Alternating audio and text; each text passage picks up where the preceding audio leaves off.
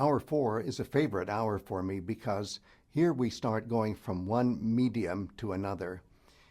I'm trying not to use the word genre, but if we have to use the word genre, that would mean a given form of literature or a given form of verbal art. In any case, I'll just say medium, and we're going from epic to lyric and back. And these are very general categories. In many situations, they're not even all that useful. But I like the uses of these terms, epic and lyric, for hour 4, because as we will see, the lyre, which is a musical instrument, 7 strings in the classical period, the lyre is actually the concept from which we get the word lyric. Lyre, lyric. Text A, we just jump right in, and it's from a 5th century composition by a lyric master, and the medium is so different from epic. This medium involves singing and dancing and some kind of musical accompaniment, and the subject is once again Achilles, but here we see Achilles not so much as a hero of epic, but rather as a hero of lyric. And in the words of Pindar, and imagine these words being sung and danced by an ensemble. It is said that Achilles will die, yes, and his death is described like the death of a beautiful plant, but there will be a glory that will last forever, and this glory will be mediated by the Muses, the goddesses of total recall. And the Muses, as they are singing songs of lament about Achilles, while Achilles is displayed on his funeral pyre, these Muses will transform the song of Achilles into the eventual epic that we find in Homeric poetry. That's the conceit, or that is the rhetoric of what these beautiful words say. In this text, the way Achilles is described as a dead person is very, very specific. The verb is Phthinein, and it can refer to, for example, the wilting of a plant. And so here, it's that Achilles wilted like a beautiful plant that died. So let me just anticipate what's going to happen in this hour is I'm going to start translating Aphthiton, which is the adjective that describes the Kleos of Achilles as in Iliad 9, line 413. I'm going to start describing that as not just imperishable, but unwilting, something that cannot wilt. Let me quickly return to 2 passages that we've seen already. In this hour, I call them text B and text C. And here we see that the Kleos Andromache, the glories of men, as we have translated that expression when we were looking at epic, we'll see that Kleos Andromache can refer not just to the glories of men as they are glorified in the medium of epic, but even as they are glorified in the medium of lyric, that is to say, singing and dancing accompanied by a musical instrument like the lyre. And this is my opportunity to use the first quotation from the Songs of Sappho, arguably the greatest woman poet of European tradition, of European poetic tradition. And in this fragment from one of Sappho's songs, we see a glimpse of the wedding of a very important couple, and that's Hector and Andromache, a couple that is made famous by their beautiful farewell scene in Iliad VI. And here we see them in happier times, exactly on the occasion of their getting married. And this has meant a lot to me in my research over not just years, but decades.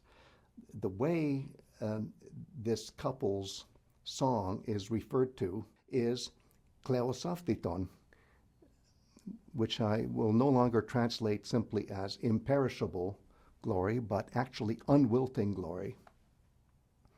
And in this case, it's Hector and Andromache together who are described as worthy of being glorified by a Kleos, a glory that is unwilting forever. And here we have this application of this beautiful phrase in lyric, not in epic. And it turns out that this kind of lyric is similar to, and in fact even related to, the medium of epic. So epic and lyric are very close in some ways, even though on the surface they seem very different. It's also in this hour that I give a preview of an amazing piece of testimony about the songs of Sappho by a late source. His name is Himerius, and the historical context of Himerius is not interesting at the moment. What's interesting is what he says about the importance of Achilles in the songs of Sappho. Here's the way Himerius puts it. Sappho compared the girl to an apple.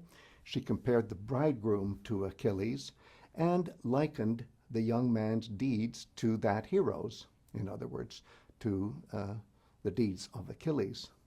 Well, this is extremely important. We now see a very different kind of Achilles, an Achilles who is the star, as it were, of lyric traditions, not just epic traditions. And for a long time I found that people who study the Iliad for the first time do not have an easy time relating to Achilles. It's so much easier for them to relate to Hector and Andromache, especially as that doomed couple is featured in that beautiful scene in Iliad VI. So my mission as a teacher is to try to show people that even if they don't like Achilles, when they get their first impression of Achilles, the fact still is that people in the ancient Greek song culture not only liked Achilles, they loved Achilles. And if they liked Hector and Andromache, they liked Achilles even more. So somehow I have to put those characters together and try to understand why they're so important and why they're so beloved in that song culture, even if we have trouble relating to some aspects of that song culture. It wasn't easy, but in the course of many, many years, I started trying to weave the traditions of Sappho, this great female poet of European traditions, with the traditions of Homeric epic as we know it from the Iliad and the Odyssey. Not an easy thing to integrate. I think the way I start doing this here in Hour 4 does make sense, and I hope you like the way I gently start introducing this other angle, this lyric angle, as represented by a female poet. And why is it so important to get the poetry of Sappho understood and appreciated as early as possible? It's because Sappho, as a woman, is a representative of two aspects of ancient Greek song culture that are not all that evident or not all that obvious when we look at epic. And those two aspects are singing laments and singing love songs. And those two things, laments and love songs, which are not necessarily very closely related to us in our way of thinking, are so closely related in ancient Greek song culture and in other song cultures that when you really study them scientifically, and I mean when you study lament and love songs scientifically, you start realizing that they're even interchangeable. That's how close they are to each other. And that's what Sappho, as the exponent of women's songmaking, is a prime example of. If for somebody like Sappho, Achilles is a very attractive figure, then I think we should reconsider Achilles if we have a negative first impression of him. Maybe we're not giving this character a chance, and maybe if we see the angle from which the poetics of Sappho views Achilles, we get a better sense of what this brooding young hero is all about. In our 4 text F, we have a fragment of Sappho where she seems to be thinking of the figure of Achilles. and is comparing the bridegroom on the occasion of a wedding to Achilles himself. And not just Achilles in general, but Achilles as visualized by, let's say, Achilles' mother, who, when she laments Achilles prematurely in Iliad XVIII, actually compares Achilles to a tender young plant, to a beautiful growing flower that is cut off in its prime. And here's the way the words of Sappho present the bridegroom. And the subtext, I am quite sure, is Achilles. To what shall I liken you, dear bridegroom, say the words of Sappho, to make the likeness beautiful. And then the song answers the question, to a tender seedling, I liken you to that most of all. And that tender seedling, if my readings are heading in a good direction, is Achilles himself.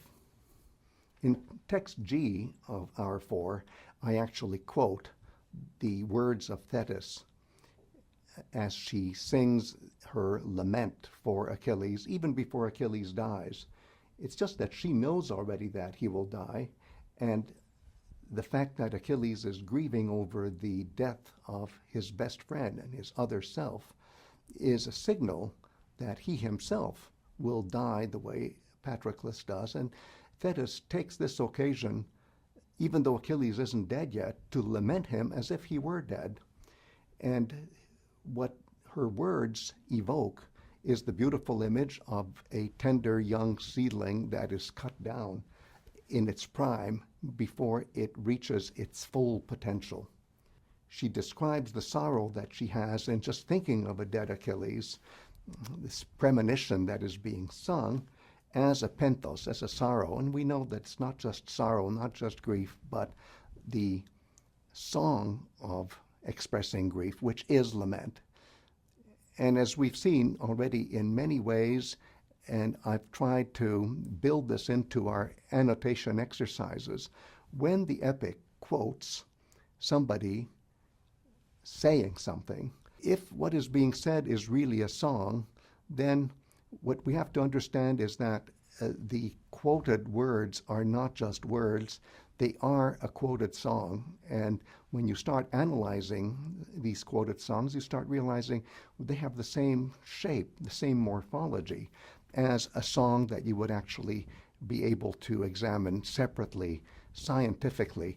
And Homeric poetry will take that kind of song and, if you like, imitate it and make it just like a song. And in fact, for all practical purposes, the quotation does make the song. So it's not just a quotation, it is a reenactment of a song. Embedded songs in Homeric poetry are publicly performed songs. Why are they publicly performed? Because epic itself is publicly performed. So that's what happens here, a beautiful lament embedded within the narrative of epic. And we have to understand it as a performance, just as epic itself. The master story is a performance. May I fast forward to a moment that we're not yet reading in the course of our rapidly going through the Iliad and the Odyssey. And this is all the way forward, if I may fast forward, to the end of the Odyssey, where we find a description of the funeral of Achilles. How this description comes about, let's not worry about that. Let's just concentrate on the words that describe the funeral of Achilles here at the end of the Odyssey. It's kind of a preview of what we'll be reading more carefully later.